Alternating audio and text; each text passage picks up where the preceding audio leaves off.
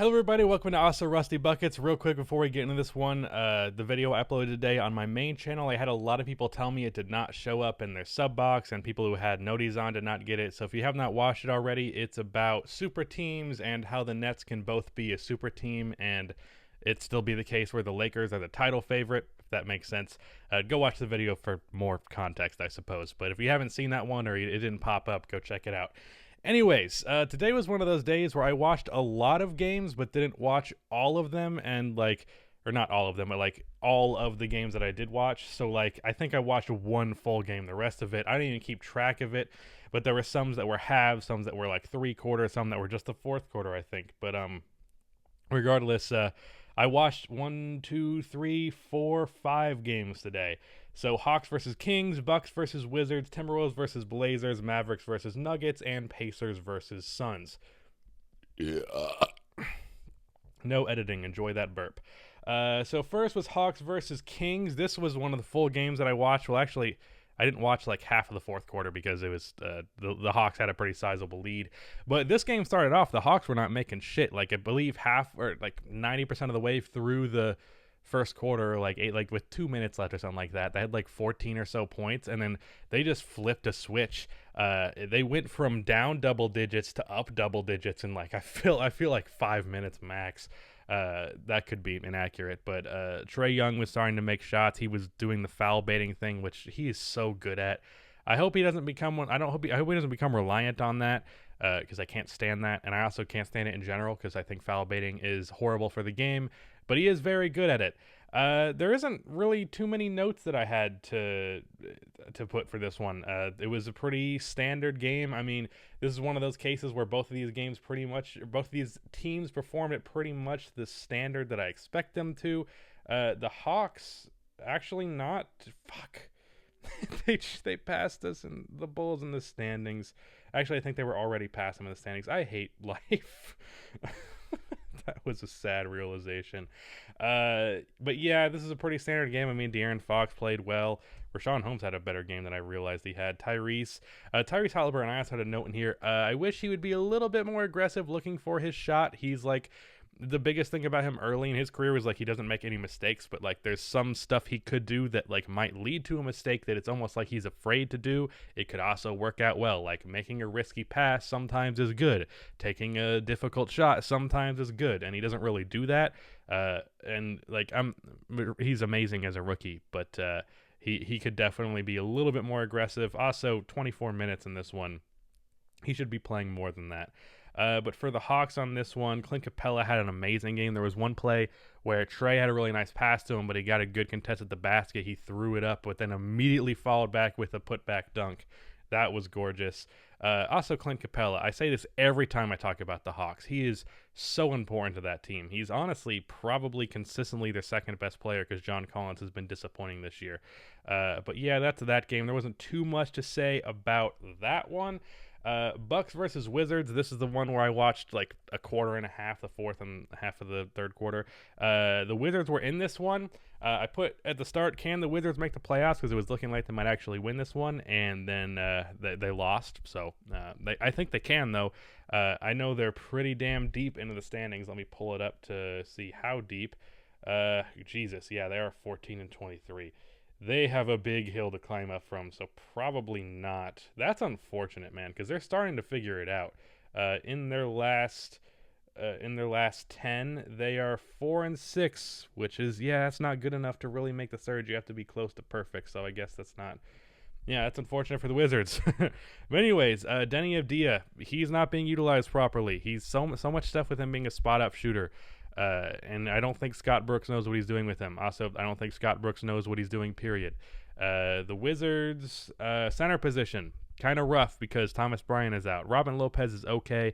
Alex Len is Alex Len. I mean, for a backup center, he isn't the worst. It's better than not having anything, but it's not great. Also, this is one of the few games I've watched with the Bucks where they had Drew Holiday, because I only think Drew's missed 8 or something games this year, but it seemed like every time I turned on a Bucks game, it was a game that Drew missed. I think I've watched 3 games previous to this one where Drew Holiday played. He didn't really stand out too significantly in this one, but it was good to see him out there. But also Bobby Portis I put here. I ironically put Bobby Portis has been really good for this team. And then right after I wrote that note, he airballed a three-pointer. But he has been, and I love seeing lineups with him out there next to Giannis because Bobby Portis is a better three-point shooter than Brook Lopez, so he allows like true Giannis being the main big man because Bobby is primarily spacing the floor. So that's nice to see whenever they go to that lineup. But the Bucks took care of this one. It was a close game, but like not that the most entertaining close game. Like things kind of just went how they were going to go. There was a moment where it seemed like the Wizards were going to do something, and then they fell back down to earth. So yeah, it is what it is. Timberwolves versus Blazers. I only watched the second half of this one. This was nice because finally I wasn't getting frustrated with the lack of shots for Karl Anthony Towns. He did lead the team in shots finally, and there's been multiple games where it was Anthony Edwards or Malik Beasley. And it's like, bro, Cat should be shooting the ball the most pretty much every night. Now, I will say Anthony Edwards still shot the ball a little bit too much today, but at least the shots were going in, so you can't really complain about it too much. Jaden Noel. I have to bring him up because he's had a lot of really good games for them recently. He's kind of filling in the role of Malik Beasley, who's out with a suspension for some off-the-court shit that happened a while ago. But he's been filling in that shooter role. He's been scoring well. He had 17 in this one, 3 for 6 from 3. He seems like a real guy. Like, he can definitely be an NBA player, and hopefully he's able to find minutes once Beasley comes back, although I'm not sure that's going to be on the Timberwolves because there's only so much minutes that can go around to their guard positions. And I don't really have any notes for the Blazers in this one. Covington starting to figure out his shot because he was really struggling earlier this season, or for most of this season, really. He was 3 for 4 in this one. This is yet another game that was close, but like not too crazy in the finish of it. Like this is a pretty bog-standard game. Enes Kanter played well.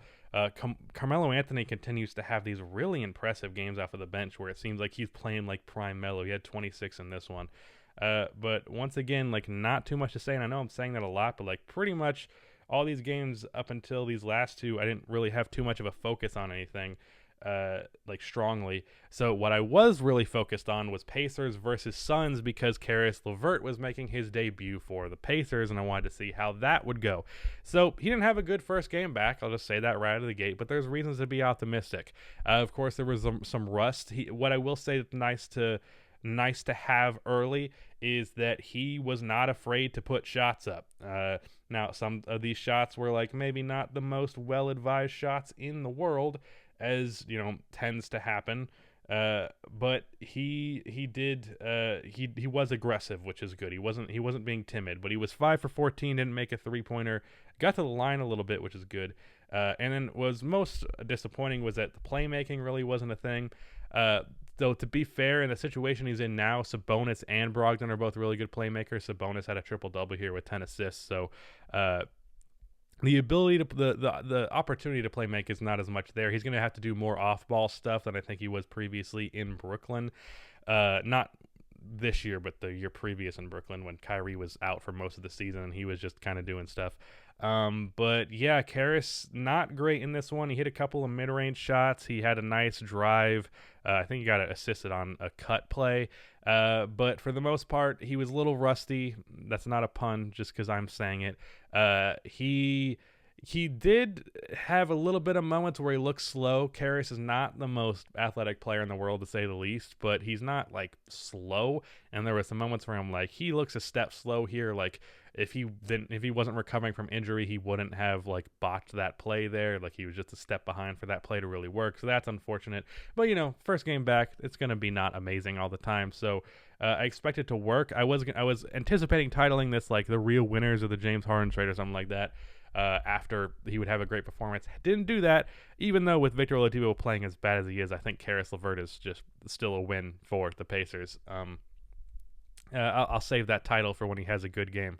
But yeah, that's Doug McDermott had a really good game, and just for the game in general, not just focusing entirely on Caris LeVert. This was a game where it is like neither team did anything wrong. I mean, the Suns lost this one, but they didn't really make too many mistakes. Excuse me. Chris Paul was struggling shooting the ball, which is not ideal. He only shot the ball 10 times, which is not ideal. But it wasn't really like too many mistakes on the Suns' part. Really, it was just the Pacers played a really good game, and they had the Uh, bench punch from Doug McDermott, who came in with 22 points. Damn, he did that on 2 3-pointers? I feel like I know he got a couple of cut plays and stuff and a couple of mid-range shots, but wow. I didn't realize he did so little threes there. But yeah, very good game for Doug McDermott. That's a name you don't hear too much, but like he's been a reliable role player for most of his career. Not the star player I was hoping he would be in Chicago when we drafted him, but he's pretty good. So, focus of this video's title is Michael Porter Jr. because I watched Mavericks versus Nuggets, and I was getting pretty frustrated with what I was seeing because Michael Porter Jr. in this game was playing awesome. Every time he got the ball, it was dropping. He had 1-3 coming off of a pin down where he caught it and faded. It's like a fadeaway shot that you'd only see like in the mid-range coming off a screen, but because he's so big and he has such good shooting touch, it's still a good shot. His defender closed out from the left, but like because he faded, it was just simply not going to get in the way because he's 6'10 and like a 40% three-point shooter. He only shot the ball 9 times this game. He had a drive where he just pushed his guy out of the way. He lost the handle of it, but he's able to put it right back up. He was 7 for 9 in this one, and one of those misses was like a shot he immediately followed back. So very good game for Michael Porter Jr. on 9 shots. And this is a consistent thing with MPJ. Why does he shoot? I'm going to pull up their basketball reference because I want to check this. Why does he shoot the ball so little? It's not a lack of aggressiveness. I can promise you that. I'm going to look up his stats here just so I can compare it, because another guy who had a good game here, and it's fair enough that he shot as much as he did because he had a good game, but Will Barton took 17 shots in this one. Why is he getting 8 more shots than Michael Porter Jr.? He is not as good of a scorer, point blank period. So looking at field goal attempts per game, Michael Porter has 11 per game. Will Barton has 10.3. So 0.7 less shots per game for Will Barton, and Michael Porter Jr., who has the potential to be a generational scoring talent, shoots the ball 11 times a game. That's fucking nuts. He should not shoot the ball as much as he does. That's very, very, very annoying. And he only shoots the ball less than 3 more times per game than Gary Harris. We're talking about a guy who could, like, in my opinion, has the potential to lead the league in scoring one day. And we're not giving him shots. And it's not like it's a matter of, oh, he's young, he's not there yet. No, in the scoring department, Michael Porter Jr. is pretty much already there. He already is a leadoff ball. He already knows how to create space. He already is a very good three-point shooter. He is big. His handle is really the biggest thing that needs work. And it'd be nice if we had more of a post game. But other than that, I mean, shit, the guy's just very good at offense already. And to see him get 0.7 more shots per game than fucking Will Barton, and to see him get 8 less shots in this game where everything he's taking, he's making, was very frustrating. And the Nuggets lost this game. And I imagine if you go to the hot hand that Michael Porter had in this game and let him do more, you'd see a different result. Maybe not different. Maybe you still lose, but it would have been different. On the Maverick side of this thing, Porzingis had a very good game. Let me pull up the box score because when I last looked, I left with like 2 minutes left in this game because the Mavericks were clearly going to win. And Porzingis was 10 for 15. I don't know if he shot the ball again. No, he finished 10 for 15. So the last shot he took this game, it was a stupid deep three-pointer that was like the dagger. A team called timeout and the scrubs came in. So it was a stupid deep three-pointer, like logo range, and it just dropped like it was nothing. I was like, all right, time to turn the game off. That's it. 5 for 7 from 3, 10 for 15. There was one play where he got a turnaround fadeaway where like no one stood there. It's like you didn't have to shoot a fadeaway. There was no one there. You could have leaned in, or you could even gone to the paint and been aggressive like a 7'3" guy, but the shot went in, so whatever. But yeah, it's nice to see him have a good game because he's had a lot of rough games and injuries and all that, so good for him. Other than that, I mean, Luka had a bog standard game. Josh Richardson has been having some good games lately, and he had another good one here with 24 and 4 for 5 from 3, so that's good to see. But yeah, a pretty standard game for the Mavericks, and they ended up pulling this one over the Nuggets. Also worth mentioning, the Mavericks are starting to get some consistency, get some, like, they're 7-3 in their last 10, which is very good after really struggling this year. I think they're going to be confidently a playoff team at this point. Just got to make sure they don't drop the ball in that department. But that's really all I had to say. Can I talk? But that's really all I had to say today. Please, fucking what's his name, Mike Malone. Give more shots to Michael Porter Jr. He is really good. Almost forgot to do the left leg switch. I'm doing the outro, but here it is. Please give Michael Porter Jr. more shots. It's very frustrating watching them waste his talent. So yeah, that's all I gotta say. I mean, he's young, but just give it to him. He's already ready. That's a bad phrase, bad string of sentences right there, whatever words. Anyways, check out that new video on my main channel again if you have not already. But yeah, that's it. Bye.